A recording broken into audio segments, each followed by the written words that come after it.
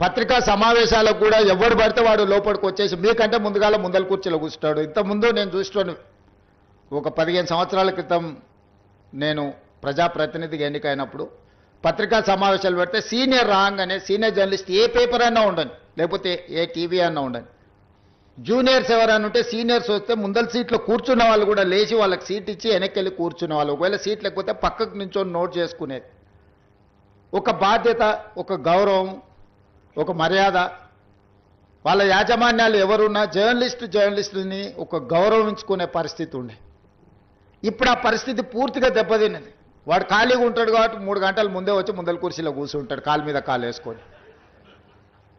వాడికి ఆ వచ్చిన సీనియర్ జర్నలిస్టు వాళ్ళ జీవితాన్ని మొత్తం జర్నలిజంలో కలిపినరు. వాళ్ళు సిన్సియర్గా ప్రజా సమస్యల్ని విశ్లేషించడానికి, పరిశోధనలు చేయడానికి, వాళ్ళ జీవితాన్ని, ఆరోగ్యాన్ని ఫనంగా పెట్టి, కుటుంబాలను కూడా ఫనంగా పెట్టి ప్రజల సమస్యలను తెలుసుకోవడానికి ఎక్కడెక్కడనో మారుమూల ప్రాంతాలకు వెళ్ళి రోజుల కొద్దీ ప్రజలలో మమేకమై ఆ సమస్యల్ని తెలుసుకొని వాళ్ళు రాసిందన్న సంగతి, పాలకులు చేస్తున్న తప్పులను పట్టుకోవడానికి నిరంతరం శ్రమించి విశ్లేషించి, మన ప్రాంతంలో జరిగిన విద్యుత్ ఉద్యమాల వెనుక ఇంత కఠోరమైన దీక్ష జర్నలిస్టులది ఉన్నది.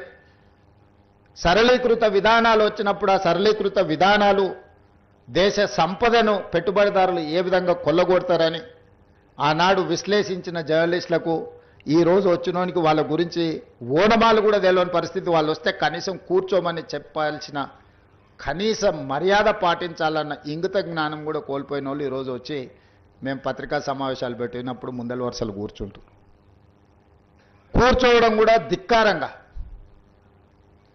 మనమేదో లోకు అయినట్టు వాడేదో మన మీద పెత్తనాన్ని చెలాయించడానికి వచ్చినట్టు మన కళ్ళకు చూస్తుంటాడు. ఇంకా నువ్వు నమస్కారం పెడతలేవు, నన్ను చూసి తల ఉంచుకుంటలేవేందని.